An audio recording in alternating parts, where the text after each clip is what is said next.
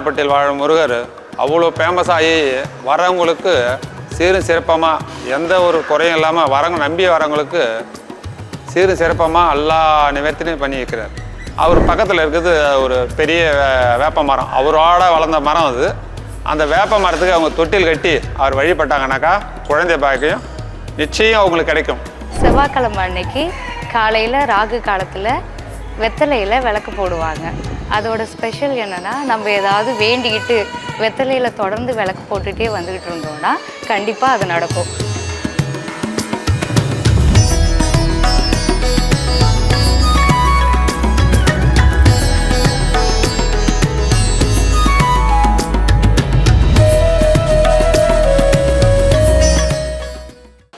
வணக்கம், என் பேர் சரவணன். புதுச்சேரி மாநிலம் பெரிய காலாப்பட்டு பாலமுருகன் கோயிலில் ஆலய அர்ச்சகராக இருக்கிறேன். இதுக்கு முன்னாடி எங்கள் அப்பா இருந்தார். அதுக்கப்புறம் நான் தான் அந்த கோயிலை பார்த்துக்கிறேன். கோயில் என்னென்னா நம்ம பாலமுருகன் கோவில் தான். அது 29 படிக்கட்டு மேலே ஏறி தான் ஒரு வித்தியாசமாக இருக்கும் நம்ம கோயில். மலை இது வந்து செம்மண் மலைன்னு சொல்லுவாங்க. வந்த உடனே துவஜகம்பம் இருக்கும். துவஜகம்பத்துக்கு அடுத்தது பிரகாரம், உள்பிரகாரம் வந்து ஆஞ்சநேயர், தட்சிணாமூர்த்தி, பெருமாள் சன்னதி, காசி விஸ்வநாதர், அப்புறம் ஜெய் துர்க்கை, அப்புறம் வந்து உள்பிரகாரம். வெளிப்பிரகாரம் பார்த்திங்கன்னா விநாயகர், மயிலியம்மன், ஐயப்பன் சன்னதி, பைரவர், விநாயகர் சன்னதி ஒன்று இருக்குது, கால பைரவர், அப்புறம் பார்த்திங்கன்னா நவகிரக சன்னதி, ஸ்வர்ணரக்ஷண பைரவர், பக்கத்தில் சூரியன் சந்திரன். இது வந்து வெளிப்பிரகாரம்.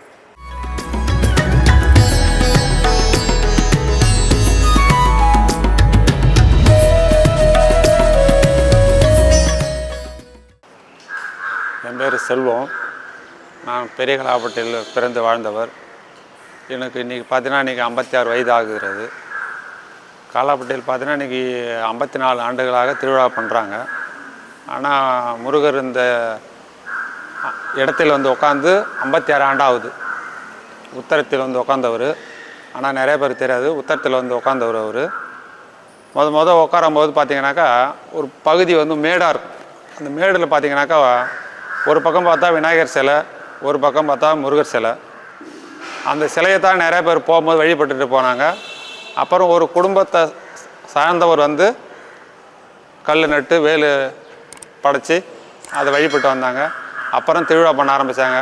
ஒரு கொட்டா போட்டாங்க, கொட்டா போட்டு திருவிழா பண்ணாங்க. வெறும் மேடும் பள்ளமாக கடந்தது, வழி இருக்காது, சரியாக வழி இருக்காது, கல் மேடும் அப்படியே தாண்டி தான் வந்துன்னு இருப்போம், போயின்னு இருப்போம். எல்லாம் நாங்கள் சின்ன பிள்ளையாக இருக்கும்போது இங்கெல்லாம் வந்து பின்னாடி வந்து விளையாடி கிடப்போம், போவோம். இந்த ஓடையாக இருக்குங்க, எல்லாம் பள்ளம் மூடு தான், ஃபுல்லாகவே எல்லாம் மரங்கரம் எல்லாம் பள்ளம் மூடுமாக கிடந்தது. இன்றைக்கி ஐயன் அருள் அப்படியே கொஞ்சமாக பெருகி இந்த காலாப்பட்டுன்றது இல்லை, இந்த சுற்று வட்டார பகுதி சுமார் குறைஞ்சது ஒரு 40-50 கிலோமீட்டருக்கு இந்த காலாப்பட்டியில் வாழும் முருகர் அவ்வளோ ஃபேமஸ் ஆகி வரவங்களுக்கு சீரும் சிறப்பமாக எந்த ஒரு குறையும் இல்லாமல் நம்பி வரவங்களுக்கு சீரும் சிறப்பமாக எல்லா நிவர்த்தியும் பண்ணி வைக்கிறார். யாருக்கும் வந்து நம்பி வரவங்கள யாரும் கைவிடலை. நம்பி வரவங்களும் எல்லாருக்கும் சீரும் சிறப்பமாக எல்லாமே செஞ்சுன்னுக்கிறார்.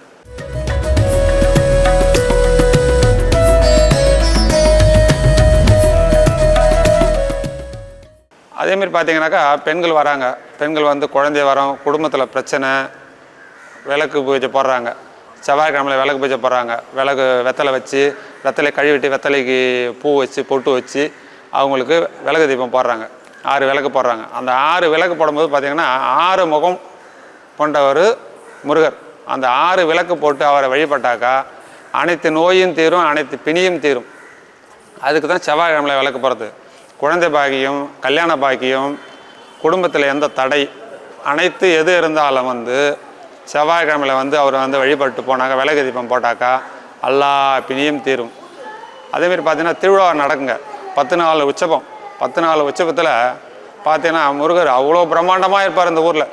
இந்த சுற்று வட்டாரத்தில் இந்தமாரி திருவிழாவாக எங்கேயும் கிடையாது. ஏன்னா பக்தர்கள் செடல் போட்டு அந்தரத்தில் தொங்குவார்கள். பெரிய பெரிய வண்டியெல்லாம் பார்த்து அந்தரத்தில் தொங்குவார்கள். அவர் அருள் இல்லாத யாரும் அந்த வேலையை பண்ண முடியாது. நானும் நினைக்கலாம், நானும் வந்து போட்டுக்கலான்னு. ஆனால் அதுக்கு அவர் அனுமதி கொடுத்தா தான் உள்ள வர முடியும். அனுமதி கொடுக்கலாம், அந்த வேலையை யாரும் செய்ய முடியாது.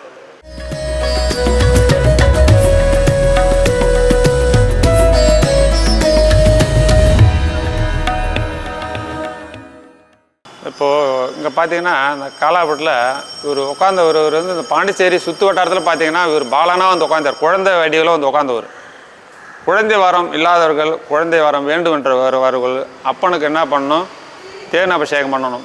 தேன் அபிஷேகம் பண்ணிவிட்டு அந்த தேனை வாங்கி சாப்பிட்ணும்.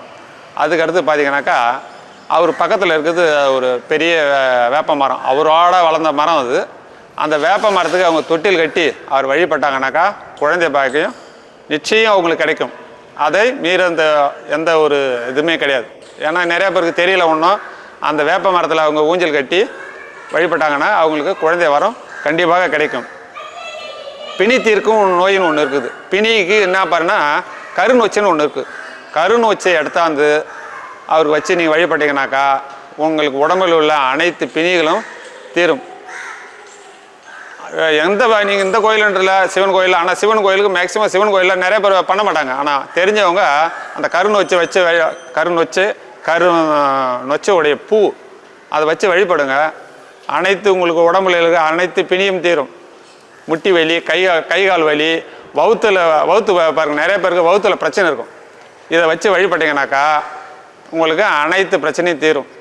இங்கே இந்த சுற்று வட்டாரத்தில் பார்த்தீங்கன்னா குறைஞ்சது ஒரு 40-50 கிலோமீட்டருக்கு பாண்டிச்சேரி, இந்த பக்கம் கடலூர், இந்த பக்கம் விழுப்புரம் வரைக்கும் மேக்சிமம் தெரியுதுங்க. இந்த பக்கம் பார்த்தோன்னா திண்டிவனம், மரக்காணம் சுற்று வட்டார மக்களும் இவருடைய அருமை தெரிஞ்சு வந்து அனைத்து வந்து வழிபட்டு போகிறாங்க. அதேமாரி பார்த்தா சென்னையிலேருந்து வரவங்க நிறைய பேர் தெரிஞ்சு இவருடைய அருமை தெரிஞ்சு வந்து நின்று இவரை பார்த்துட்டு வணங்கிட்டு வழிபட்டுட்டு போகிறாங்க. ஏன்னா அவளுடைய இவரோட மகிமை இருக்குது, இவளோட சக்தி இருக்குது.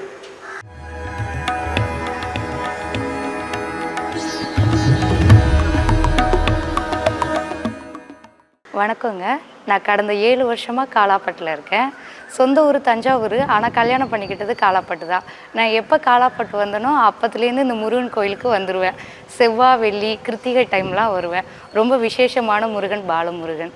அதுவும் இல்லாமல் வருஷம் நடக்கிற பங்குனி உத்திர திருவிழா ரொம்ப சிறப்பு. அந்த டைமில் தான் நம்ம என்ன வேண்டுதல் நிறைவேற்றுறோமோ, நான் இது வரைக்கும் இந்த அங்க பிரதர்ஷனம் பண்ணுறது, எனக்கான வேண்டுதலை வேண்டிட்டு அதை வேண்டுதல் நடந்துச்சுன்னா அந்த வருஷத்தில் ஊசி குத்திக்கிறது, அங்க பிரதர்ஷனம் பண்ணிடுவேன். நான் மட்டும் இல்லை, என்னோட ரிலேட்டிவ்ஸ் வந்து தஞ்சாவூர் தான். அவங்களுக்குமே சொல்லுவேன், உங்களுக்கு தலைவலி ஏதாவது இருந்தால் அந்த மாதிரி ஊசி குத்திக்கோங்க, கண்டிப்பாக நடக்கும்னு சொல்லுவாங்க. அவங்களும் வந்து வேண்டுதல் நிறைவேற்றி அவங்களுக்கும் சரியாக இருக்குது. அதே மாதிரி இந்த செவ்வாய்க்கிழமை இப்போ விளக்கேற்றுற விசேஷம் வந்து ரொம்ப நாளாக இப்போ தொடர்ந்துட்டு இருக்கு. என்ன விசேஷம்னா, செவ்வாய்க்கிழமை அன்னைக்கு காலையில் ராகு காலத்தில் வெத்தலையில் விளக்கு போடுவாங்க. அதோட ஸ்பெஷல் என்னென்னா, நம்ம ஏதாவது வேண்டிக்கிட்டு வெத்தலையில் தொடர்ந்து விளக்கு போட்டுகிட்டே வந்துக்கிட்டு இருந்தோம்னா கண்டிப்பாக அது நடக்கும். நம்ம பாலமுருகனை ஃபுல்லாக ஆராதிச்சுட்டு அன்றைக்கி வீடெல்லாம் க்ளீன் பண்ணிவிட்டு செவ்வாய்க்கிழமை காலையிலே வந்து விளக்கு போட்டோன்னா கண்டிப்பாக அது நடக்கும்.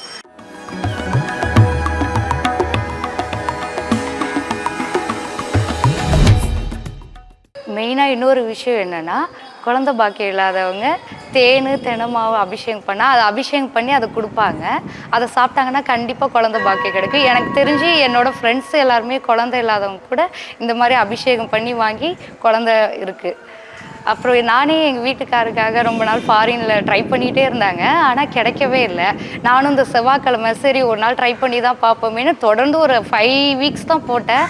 அதுக்குள்ளார அவங்களுக்கு ஆஃபர் வந்துருச்சு. இப்போ ஃபாரினில் தான் அவங்க இருக்காங்க. அதே மாதிரி எங்கள் சிஸ்டர் ஒருத்தவங்களும் தலைவலி, ரொம்ப தலைவலிக்குது, ஷோல்டர் பெயின்னு சொன்னாங்க. ஒரே ஒரு வருஷம் வந்து இந்த மாதிரி வேண்டிக்கிட்டு இந்த மாதிரி ஊசி குத்திக்கோ பங்குனி உத்திரத்தன்னைக்கு அப்படின்னு அவங்க ஃபஸ்ட் டைம் செஞ்சாங்க. நெக்ஸ்ட் டைமே அவங்களுக்கு சரியாயிடுச்சு.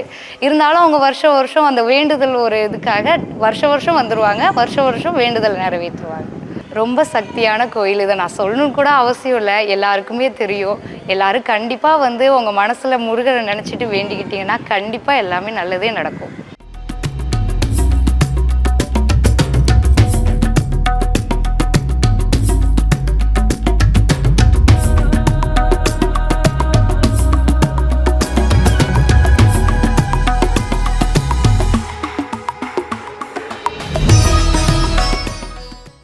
இந்த கோயில் விசேஷம்னு பார்த்தீங்கன்னா, கிருத்திகை, செவ்வாய்க்கிழமை, சஷ்டி, இது அத்தனையும் அந்த மாதத்தில் பார்த்தீங்கன்னா சஷ்டிக்கு விரதம் இருப்பாங்க. 2 சஷ்டி, வளர்பிறை சஷ்டி, தேய்பிறை சஷ்டி விரதம் வந்து விளக்கு போடுவாங்க. குழந்தை இல்லாதவங்க வந்து சஷ்டியில் வந்து விளக்கு போடணும். விளக்கு போட்டிங்கன்னா அதுக்கு நிச்சயமாக பாலமுருகன் அருளால் குழந்தை பாக்கியம் கண்டிப்பாக உண்டாகும். அதேமாரி கிருத்திகையில் வந்து கார்த்திகை கிருத்திகை, ஆடி கிருத்திகை, தை கிருத்திகை, இந்த 3 கிருத்திகையுமே இந்த கோயிலில் ரொம்ப விசேஷமாக இருக்கும். சுவாமி வந்து வீதி உலா வரும். சாதா கிருத்திகையில் வந்து உள்ளே நம்ம கோயிலில் தங்கத்தேர் இருக்குது. அந்த தங்கத்தேரில் சுவாமி அலங்கரிக்கப்பட்டு கோயில் உள்ளே சுவாமி உள்பிரகாரம் வரும். மற்ற டைமில் பார்த்தீங்கன்னா விசேஷ நாள் பார்த்தீங்கன்னா செவ்வாய்க்கிழமை, வெள்ளிக்கிழமை, அத்தனை நாளுமே விசேஷம். துர்கா பூஜை நடக்கும்.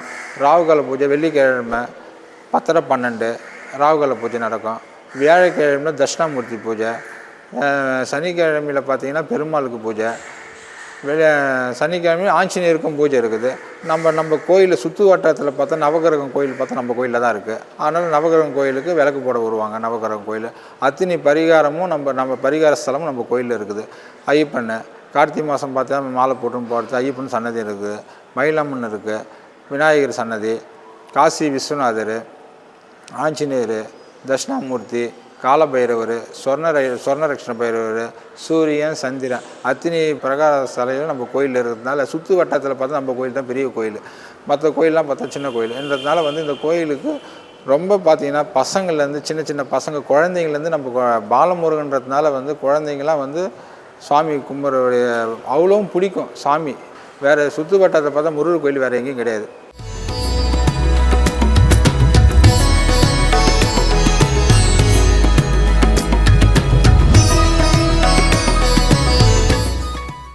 பாலமுருகனுக்கு பார்த்தீங்கன்னா செவ்வாய்க்கிழமை பால் அபிஷேகம். அந்த பால் அபிஷேகம் நீங்கள் பால் வாங்கி கொடுத்து அவருக்கு அந்த அபிஷேகம் பண்ணிங்கன்னா நீங்கள் நினச்ச காரியம் நிறைவேறும். அந்த பாலை தான் நாங்கள் கொடுப்போம். பாலை கொடுத்த உடனே இந்த குழந்தை பாக்கியம், இந்த உடம்பு சரியில்லாமல் இருக்கிறவங்க அத்தனையுமே அந்த பாலை சாப்பிட்டாங்கன்னா அத்தனை குணமும் நல்லாயிருக்கும். அந்த பாலமுருகனுடைய செவ்வாய்க்கிழமை அபிஷேகம், பால் அபிஷேகம் ரொம்ப ஃபேமஸாக நடக்கும். பாண்டி பாட்காஸ்ட் யூடியூப் சேனலை சப்ஸ்கிரைப் செய்யுங்க. ட்விட்டர், ஃபேஸ்புக், இன்ஸ்டாகிராமில் தொடருங்க.